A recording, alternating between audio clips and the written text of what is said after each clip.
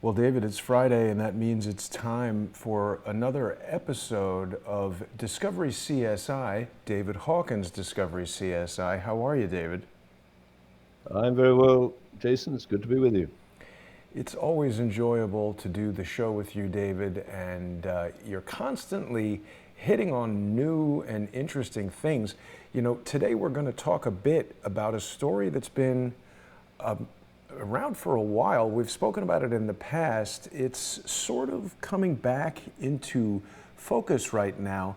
You know, David, here in the United States for the past several days, there's been a lot of attention on these impeachment hearings in Congress. And it turns out, and fill me in what you know about this, it turns out that Sergei Skripal was possibly somehow connected to Christopher Steele. Is that correct? Well, I think certainly that's very likely because Skripal was one of the people involved in that spy swap where 10 agents, Russian agents inside the United States, perhaps the most conspicuous figure there would be Anna Chapman because of her looks and her apparent focus on landing, if that's the right word, as some kind of target, a very senior person in the Obama administration, namely the Secretary of State, former Secretary of State, Hillary Clinton. And of course, she's very glamorous, a sort of James Bondian figure. Mm-hmm. And she was one of the 10 spy swaps that were made where the British apparently insisted that the Russians released Sergei Skripal, who arrived in the United Kingdom. But Skripal apparently had given the identity of about 200 to 300 Russian agents to British intelligence, and presumably that would have been shared with American intelligence if there's anything left of it. I'm sorry, I'm being a bit cynical there. And of course, one of the problems of a spy swap as complicated as that is keeping track of who benefits and who loses with that number of spies. I think there were 4 spies released to the United States and the United Kingdom, and 10 spies returned to Russia. And so the technology of tracking, whether they're prisoners or parolees or spies, is relatively advanced now because of the Jerome Lemelson prisoner or parolee tracking system using artificial intelligence. And that's a segue to your wonderful collage, if that's the right description, with which we can open this stage of the show. Over to you. Absolutely. So this is a little bit of a throwback to some of our more complicated photo collages, although it's sort of a something in between, trying to find a happy medium between spending hours and hours making these things and creating something compelling that shares information about the story. Do you want to tell us about the different figures that we see here, David? Some people might not immediately, obviously we recognize B-Rock, Barry Obama in the lower left, but what are we looking at here? Well, up against the facade you put on the wall of the Boeing headquarters building, you put one Bernadine Dawn, and as we all know, I think she said way back, watch your planes, didn't she, when she was guard your leading the guard Weather your Underground. Banks. Yeah, all that. Yeah, guard your planes. And of course, her goal as a revolutionary psychopath was to destroy America. And of course, in the 70s, she was able to move through the system concealed by a very effective operation, I think, based in the university system. Anyway, moving over past her, you have Yulia, I think that might be the right pronunciation, Skripal, yep, who is the daughter of Sergei Skripal. And if you look closely, you see at the bottom of her neck the scar from what I think is called a tracheotomy, which is as a result of being poisoned with a nerve agent. They had to put a tube in her throat to maintain her breathing. And she was a very, very sick woman. Almost found died. on a park bench. I'm sorry? Almost died, right? Yeah, almost died. Found slumped on a park bench in Salisbury beside her father, Sergei Skripal. Moving over past her, over to her left, or my right as I look at the screen, you've got a head popping out from behind the Willis building in Chicago. One Roy Gardner, who is a chairman of SERCO, and we've all got to know, I think, SERCO very well. And the amazing thing is that the United States government has not yet stripped SERCO out of every operation within the United States government, particularly, for example, in its operation of the United States Patent and Trademark Office.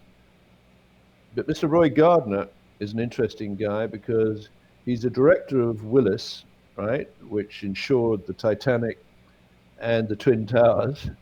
He's also a director of William Hill, which is the world's largest sportsbook operator that, in its wisdom, has managed to win 70% of the sportsbook business in Nevada, extracting, I would argue, or extorting it from outfits like MGM.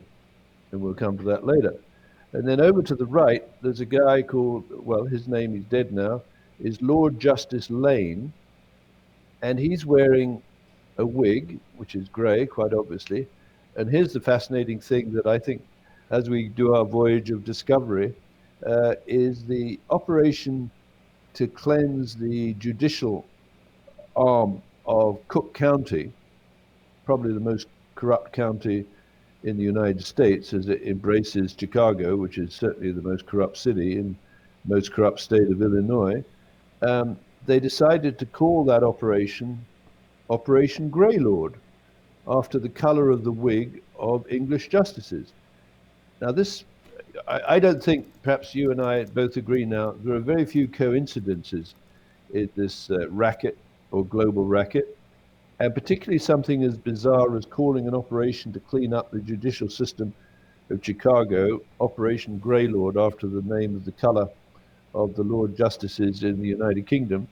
It kinds of rings all kinds of alarm bells. So I studied a little bit of the background of Lord Justice Lane, and in the Wikipedia entry, there's something I think really interesting, a key phrase which might explain why they gave it the name Operation Greylord, and I'll read it from the Wikipedia. Lane's critics claimed that his refusal to believe that police evidence could be institutionally corrupt, and his reluctance to overturn the verdict of a jury, represented a dangerous hindrance to justice. Well, that would be certainly true. And if you wanted to institutionalize corruption in a city like Chicago or Vancouver or New York or Washington, D.C., you would need to make sure that your judges would never recognize or refuse to believe that police evidence could be institutionally corrupt. And I would argue there, in that case, the judges are either naive or stupid or collaborators. Over to you. Yeah. Well, you know, David, I think people who are watching us right now know that we're going to be starting our sponsor exclusive show on Patreon and Subscribestar at 2 p.m. today. It's important, really, that people join us there on patreon.com/reverse CSI storyboards, patreon.com/crowdsourcethetruth, and subscribestar.com/crowdsourcethetruth. Just this morning, David, there's been another malicious attack on Crowdsource the Truth. The main YouTube channel has been hit by a copyright strike coming from the same social engineers who did it, whatever it was, a month ago, 2 months ago. They're persistently trying to shut down this message, David, and they're doing it through fraudulent means. People who are watching us right now on Crowdsource the Truth 2 are getting the live stream at the time it's going out. Anyone who's seeing it after that, you know, it'll be on Crowdsource the Truth's main channel, the Jason Goodman channel, later, but this introduces an inconvenience and it reduces the reach of the videos, which they're trying to do. So people should subscribe to Crowdsource the Truth 2. It's a good way to stay on top of these live videos. If you're on Crowdsource the Truth 2, you can use Super Chat. You can use, I think they have a new thing called Super Stickers to share some financial support through the chat. But really the best thing for people to do, David, is to join us on the sponsor exclusive channels, Patreon and Subscribestar. This way, it sort of sidesteps the social engineer's ability to manipulate the YouTube channel. And you know, David, I suspect that what's been done here today may be partially due to YouTube's change in the terms of service. I don't have any evidence of this, but I wouldn't be the least bit surprised if this malicious, alleged fat slob, that's not my words, those are words taken from a lawsuit against this individual. He was accused of being a fat slob with gout who drank booze all the time and played video games. I guess he's taken to trolling this channel and trying to stop the information that you and I are sharing from getting out there. And David, you introduced me to the idea of these social media protection appliances. You've spoken quite a lot about the one from Kinetic North America. We've spoken to Patrick Berge, who told us about Dynology and their implementation of ClearForce, which was an evolution of the dark, what was it called? The shadow net that was developed using American taxpayer money to deploy a social engineering mechanism and apparatus in the Middle East during the United States military incursions into Iraq and Afghanistan. This shadow net was used to influence the civilian public and to try to locate threats. So it seems that all this technology is now back in the United States. In the case of ClearForce, it's a commercially available application that anyone can buy. Patrick Berge told us in great detail how anyone can use this, and it was started by Jim Jones, Barack Obama's national security advisor. So it's curious to me, David, it's very possible that any of these tools could be utilized by people who don't want our information getting out. Everyone's aware that Field McConnell is in jail.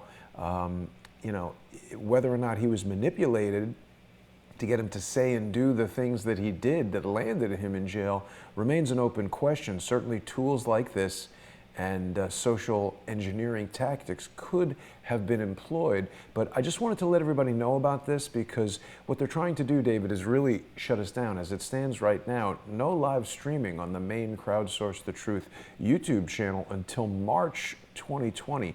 This is a really strategic effort by these social engineers, because they know that in addition to the incredibly insightful and interesting, really fascinating programs and information that you bring us, I have a wide range of guests, including people who shed light on some of the things happening in the political sphere here in America. And with the election coming up, this is a real strategic blow. So I hope that people will join us on Patreon and watch the show. But let me take you back to this Operation Grey Lord and to Sergei Skripal and his daughter. I think that, sorry, just one last thing. They've come back into the news, David, because if in fact Christopher Steele was connected to this poisoning, he is a central figure in this impeachment of Trump. Yeah, and so could we just go back to where you talk about the subscriptions?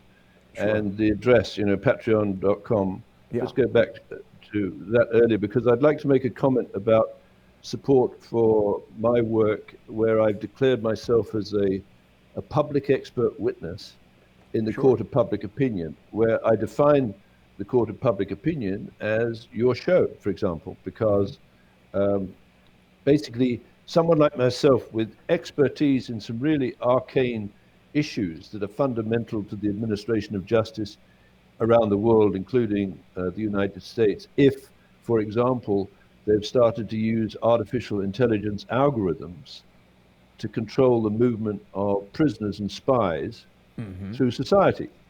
And of course, that's an extremely dangerous activity, a very foolish one. It could present an existential threat to the survival of the United States, because what they have with these AI algorithms is, under that Lemelson patent, they use the artificial intelligence expert system or fuzzy logic algorithms to control the permitted and prohibited dwell time of people moving through, well, let's say a crime scene. So you can see that if you want some really nasty people to be in Salisbury carrying perfume bottles branded Nina Ricci with Novichok nerve agents, it would be very wise, I think, to track them through the Salisbury system to make sure that no super smart sleuth or police person actually intercepts the person carrying the Novichok in the perfume bottle before it does its intended job. And let me just remind people, the Russians say that they never used the word Novichok to describe the nerve agent that had been developed in in Russia in the Cold War period. That the word Novichok does not occur in their logic. So I Googled for patents and Novichok, and lo and behold, I find that the Northwestern University, under a contract with the Defense Threat Reduction Agency, has stockpiles of materials that needed to be used to test the ability of a Northwestern detoxification system to make sure it's effective. Well, lo and behold, we shouldn't be surprised. We have Bernardine Dawn, who disappeared during the 1970s, and I believe was sheltered through a corrupt education system, emerges eventually in the 1980s, which of course was the Operation Overlord, as a employee of Sidley Austin in Chicago. So Sidley Austin employed this psychopathic terrorist killer who lectures, I think, at Northwestern University. She has a seminar on torture paradigms and practice.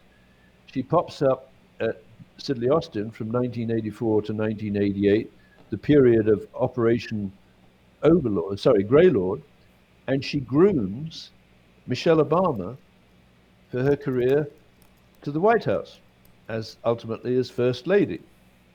So now what's happened is you've got a fundamental breakdown of the basic protocols of crime scene investigation, where I believe the Chicago police and the IRS and the FBI have been fatally compromised by people who are controlled out of the United Kingdom. And I'm thinking specifically of the use of pedophile entrapment and blackmail to take control of police forces in certain targeted cities around the world, in particular Chicago, Vancouver, and New York, all tied back to the City of London. So there you have this woman, right? She's creating, I believe, what you might call a limited hangout. How do you mean? Because she's used torture paradigms and practice and pedophile entrapment to get to some of the aldermen, if I think that's right term, in the city of Chicago, and basically extort them into making sure that they leave in position judges and police who refuse to accept the possibility of institutional corruption in police evidence. So let me cut straight to the chase. For example, on 911, the FBI or people wearing FBI t-shirts swarmed onto the Pentagon lawn and took away all of the evidence on the closed circuit television cameras that would have shown what hit the Pentagon. Right? In Salisbury, where they released this Novichok, it would appear that the BBC is about to produce a documentary drama on the heroism of the people who responded to the Novichok attacks in Salisbury. But the BBC, and I'm going to comment on my friend Greg Dyke, who's the former Director General of the BBC, because I'm going to be inviting him to do something, perhaps this open show. The BBC shows no interest in tracking what has obviously got to be an extraordinary clue, is that the Novichok that was found by a guy called Charlie Rowley inside a box that was being gift wrapped and was secured. So when he opened it, it turned up a Nina Ricci perfume bottle from a sealed container. So I don't know whether he was ever thinking that there might be Novichok in it, but he gave it to his partner, Dawn Sturgis, who sprayed the product from the Nina Ricci perfume bottle onto her wrist. She got violently sick and she passed away. She died. So she was killed by a Novichok nerve agent of the type described in the patent granted to Northwestern University, And so, because they've been moving evidence away from the crime scene, that's known as spoliation. And we and you and our listeners, and I would invite our listeners to support us because we're up against the most brutally sinister and well-resourced social engineering teams the world has ever seen. So they can basically interrupt or intercept our message to the public at large, which I believe through your show is the court of public opinion. So this is a fatal weakness of the we kind of people who don't want to go into a court where the judges exclude us because they deem us not to be accredited. And I would argue, and I think I've mentioned that before, there was no one better qualified than myself, to explain the dangers of artificial intelligence algorithms deciding where a prisoner or a parolee should be at any particular moment in respect of a crime to be committed. Over to you. Yeah. Well, David, take us for a moment, if you would, back to this image. And, you're speaking about the perfume bottle and everything. I suspect there are probably a number of people like me who remember this incident but don't recall specifically the details. So we've got Yulia Skripal. She's the daughter of Sergei Skripal. She's kind of just like a regular lady hanging out, visiting her father. There's no indication that she's a spy of any kind, right? She just got sort of peripherally hit by this Novichok. Well, she might be a mule. You see, that is a mule who's carrying drugs or whatever. So she's a very nice looking lady, but I think we have to set that aside. I mean, Anna Chapman is a nice looking lady, if you will. But the point is, where did this bottle, branded Nina Ricci, wrapped in cellophane in a gift bottle, where did it come from? What was the route it was taken? What it took in order to get eventually the product onto Dawn Sturgis's wrist and kill her? So let's speculate a few interesting routes that might have taken.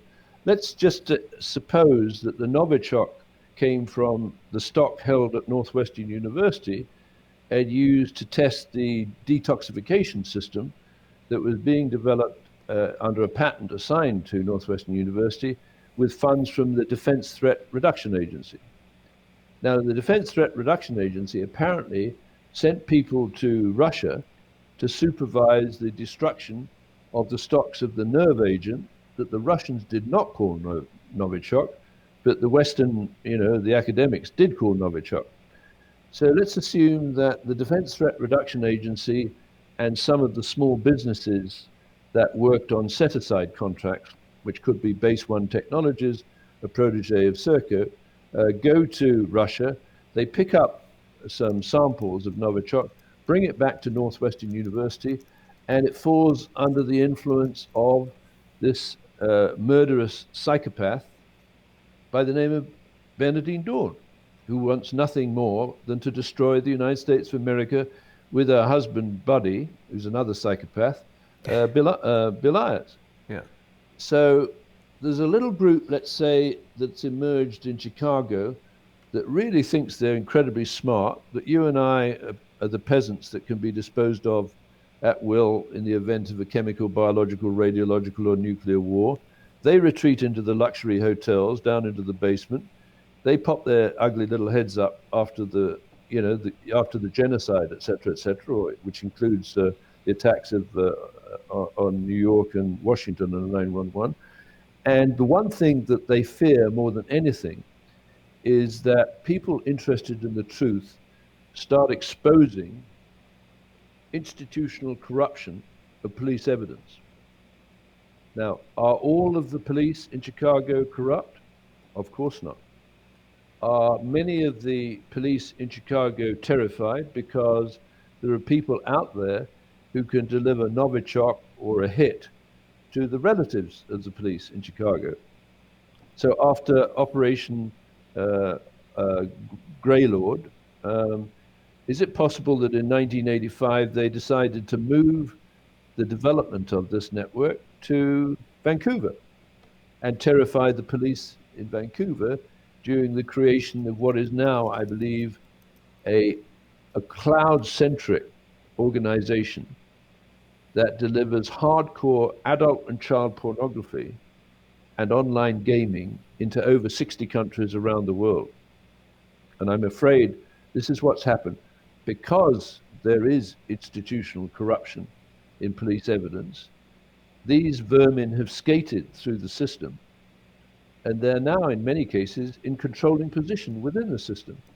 Now, whether they're terrified or they're bribed or they're blackmailed is immaterial. From the point of view of the citizen, I would argue that you cannot get justice. Now, in Chicago, you cannot get justice in Vancouver, you cannot get justice in New York, and you cannot get justice in Washington because the police investigation system has now been compromised through the use of entrapment and blackmail and extortion for the world's leading pedophile entrapment operation.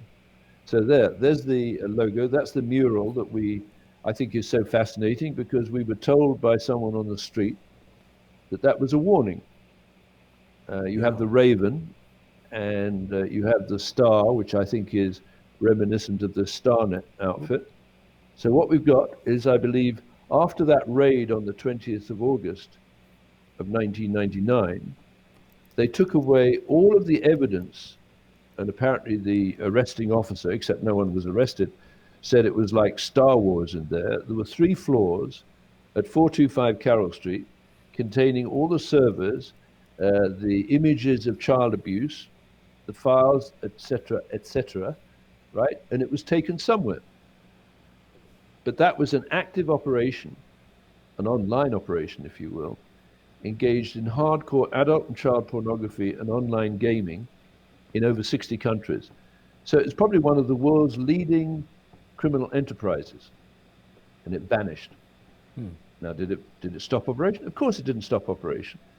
Who were the handlers of Starnet, which was a rinky-dinky outfit that grew from 1996 to 1999 over 4 years to probably develop a victim base? And I'm not just talking about the poor women and children who were perhaps tortured to death at 425 Carl Street.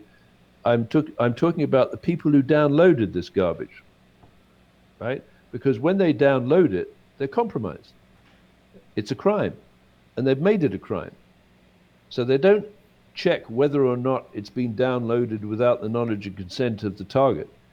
All they're interested in is tracking, back to Lemelson's tracking system, tracking the people who use this, whether they're spectators or witnesses or participants in the action, and they build a social engineering database of people who can be manipulated into doing something maybe they really don't want to do.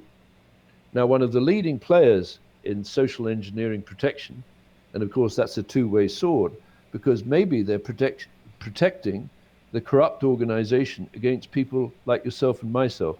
That comes back to why I need, and I'm asking for, support as a public expert witness with you on your show, because I think this is the court of public opinion, which, if we're successful, is more powerful than anything that they can throw up against us. We need to go past the courts. We need to go around the courts because they control, through that Dober rules system, they control the outcome of the courts, where the judges, they call them gatekeeper judges, are either terrified or bribed or too stupid to recognize that an expert witness for example, the demolition of the Twin Towers, there's no better expert witness than a firefighter who was in one and managed to get out of it without being trapped. There's no better witness to the flying events of 9/11 than the pilot, for example, Dan Hanley or Phil McConnell, with over 20,000 hours of flying experience, including experience of war games and decoy and drone maneuvers. But what they've done is they've shut out the real expert witnesses, and they're using the spurious notion that unless an expert witness appears that is accredited by his peers, and that's, for example, is why they were so adamant about me calling myself a forensic economist. Anyway, kinetic. So over to you, Jason, because I don't want to talk too much and lose people. No, not at all, David. I think everyone is fascinated with what you're saying. I'm just looking at the number of viewers that we have right now, and it's lower than we would normally have at this time. And, that's what these social engineers intend to do. They want to distract people from the message, they want to overwhelm the message, and they're using whatever methods they can come up with. That includes lying, that includes being devious, that includes lawsuits, and all these things. So, you're right, David. We do need the support of the viewers, not just the financial support that they're going to pledge when they go to patreon.com/reverse-CSI storyboards, patreon.com/crowdsourcethetruth, and subscribestar.com/crowdsourcethetruth. But another really important way that people can support the show, whether they are or are not financial sponsors, is by liking the videos. Just hit the thumbs up. It's free. And it helps increase the reach a little bit. And if everybody does a little bit, it helps a lot. You can also directly email these YouTube videos to your friends, to your family. You could tweet them out. You could put them on Facebook or your various other social media websites that you utilize. I think most people already know, David, you've got a great website. It's located at www.reverse-csiscripts.com. You've included a handy link to a playlist of all the videos that we've done together on YouTube. I'll be updating the playlist after this show. But people who are curious to learn more about what David is discussing can go back and watch the previous episodes, and you can also get onto Patreon or Subscribestar and sort of make your way through the entire library of videos that we've done together. It's also more important than ever now, David, that people follow you on Twitter. We've got the 2020 election coming up, and although you're not necessarily entirely focused on American politics, you are getting out a very important message about the methods that are utilized by these social engineers to try to stop the message from getting out. And I'll tell you, David, one of the most glaring pieces of evidence that what you're saying has credibility and is closing in on the facts of the matter is that these social engineers have been so interested in you and your show hero and Crowdsource the Truth. We see what's happened to Field McConnell. I believe, people know, or I should hope they know my position on that. You're right that Field may have been manipulated into doing the things that he did, but there's a lot of weird people surrounding that situation. And I think it all comes back to the things that you've said about social engineering and the various software applications that are out there to do that. So let's come back, because there's another aspect of this Skripal poisoning situation. There's a video that was released by Yulia Skripal that we'll be looking at in just about 25 minutes when we take up the sponsor-only show on Patreon and Subscribestar. Do you want to give us a little bit of background on what this patent diagram in the sky of Chicago is going to inform us about? Now that's a schematic that's taken from the application by the British Broadcasting Corporation for a video text or voice text display system which generates TV signals.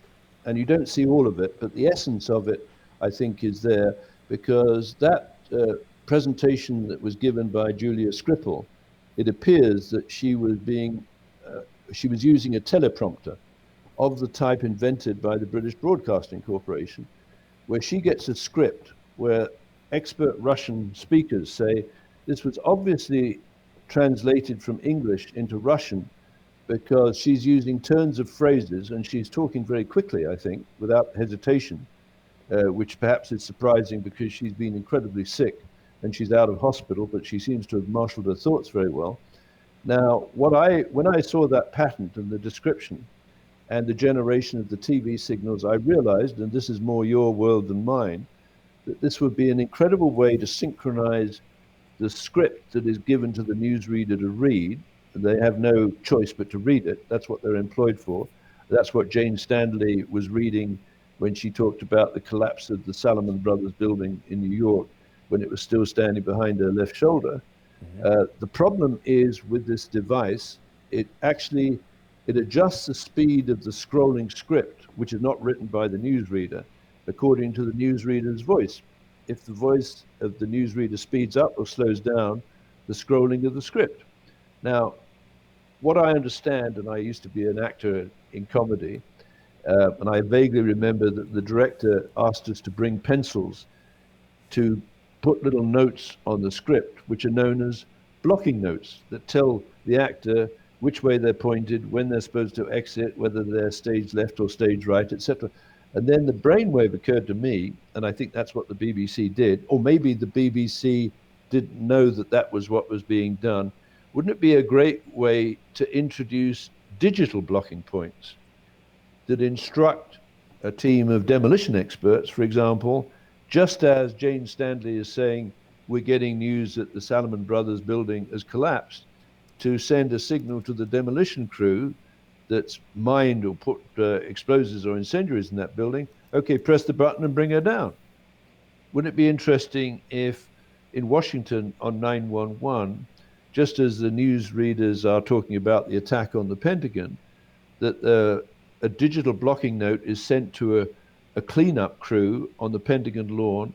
Okay, now you take all of the contents of the closed circuit television cameras out of the cameras and you pick up evidence on the Pentagon lawn, and you don't need to tell the environmental cleaners, which is the worshipful company of environmental cleaners, why they're doing it. You just tell them to do it.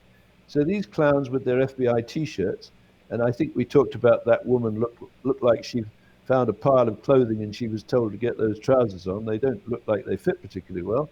These people are taking evidence from the Pentagon lawn that in a normal course of events would tell us what didn't hit the Pentagon and what did hit the Pentagon. But by taking the evidence away, we're clutching at straws, we the public in the court of public opinion, so we can't prove that a large passenger jet did not hit the Pentagon. Now, I as an engineer, I'm not being an aeronautical engineer, but I don't have to be, I can tell you that large passenger jets cannot fly at 15 feet elevation across the Pentagon lawn at 500 miles an hour and punch a hole right through the Pentagon.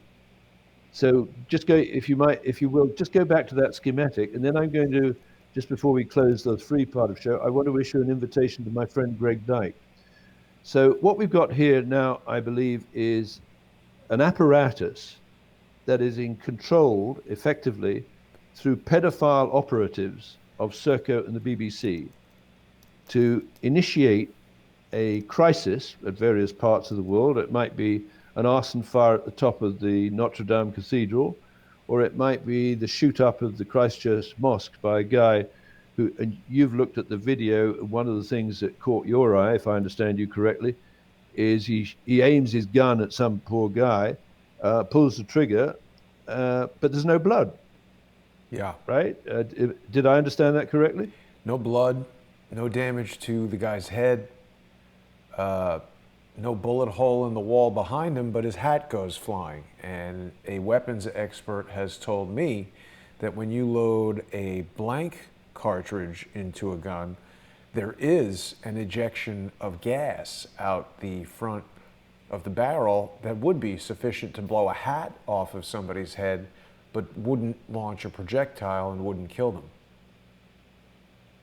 So what you've got here are actors, and I don't want to confuse people, but I think it's a useful term, acting in these RICO cities, racketeering, influence, corrupt, organized cities, as ghosts, where they move through the hotel system, the various guilds like environmental cleaners or security professionals, into a crime scene, using the technology invented by the BBC and slaved to the SERCO prisoner tracking, to stage a crisis where actors come in, they have very specific tasks, right? They don't know what the overall objective is, but at the end of the day, the news, and remember, that's what SERCO does for the UK Cabinet Office, they inject news and media plays on government networks like the BBC. So here's my little pitch, if I may, to Greg Dyke, my friend. So Greg, sooner or later, I hope that you'll get this video, and I'm suggesting something to you. If the director generals or former or current director generals are going to be positioned either as witting or willing or unwitting and unwilling participants in these kind of attacks like the one on New York, it's a very different outcome, because if you are deemed to be, it's not my job to deem it, both willing, right, and witting to the attack on 911, which killed, for example, 343 firefighters in New York, the outcome will be very different for you, right, if you are deemed to be unwitting and unwilling. That is to say, if someone's pointing a gun at your head or threatening your relatives with Novichok in a Nina Ricci perfume bottle, you might be tempted to do something that you would not normally do. And if you're unwitting of the implications of what you've done, that is to say, you've unleashed perhaps the first live broadcast mass snuff film in human history, in which your business or British broadcasting is an unwilling and unwitting accessory. Very different outcomes. So I'd love to have you with Jason on the show, and you can tell us, because you were Director General during the period when Jane Stanley made that broadcast from New York saying, we're getting news that the Salomon Brothers building had collapsed, what your explanation might be, or for that matter, where did the Novichok get into the Nina Ricci perfume bottle? Because you have, even after someone murdered Jill Dando, the Crime Watch presenter, I presume you still have some contacts within the BBC that are capable of a little bit of investigative journalism, instead of celebrating or just celebrating the heroism of the people who responded to the Novichok attack in Salisbury. Over to you, Jason. Well, David, amazingly, thanks to the power of the internet, I have a nearly immediate preliminary response from Mr. Dyke. Really? Well, I'm joking, but we have this picture of him giving it a thumbs down. I can't imagine that he's going to come on the show and admit to all this stuff, but I certainly welcome. Let me just interrupt you there, Jason. Like I said, there's a very different outcome if Greg Dyke and the people within the BBC can demonstrate that they are unwitting and unwilling accessories to what happened, right, to if they are obliged to admit they are witting and willing, right? One is a criminal sentence and possibly an extradition. And the other is, well, he was fooled, but many of us are in the social engineering cyberspace controlled by outfits like the BBC and SERCO. Over to you. It's an interesting topic, and we're going to be getting into it much more in just about 20 minutes when we begin our sponsor-exclusive show on patreon.com/reverse-CSI storyboards, patreon.com/crowdsourcethetruth, and subscribestar.com/crowdsourcethetruth. There is another stunning coincidence having to do with this Nina Ricci perfume bottle and the city of Chicago that I am pretty sure a lot of people have not heard about. We're going to be going into that detail and many others when the sponsor-exclusive show begins. As we approach 2020 and the social engineering attacks just ramp up, it's incredibly important that people become sponsors of the show. And if you're already a sponsor, share this preview video with a friend, with a family member, with someone who you think would benefit from watching these shows. Help us get the word out. But more than that, help us overcome this network of social engineers. They need to know that their tactics will not work, that people who are seeking true information will not be suppressed by their juvenile and idiotic techniques. And David, I'll see you in just about 15 minutes now on patreon.com/reverse-CSI storyboards, patreon.com/crowdsourcethetruth, and subscribestar.com/crowdsourcethetruth. I think everybody's going to be very interested to hear the even deeper deep dive we're going to go on into this Skripal poisoning and this conspiracy that leads back to Chicago. Thank you, Jason. We'll see everybody there. Thanks for watching.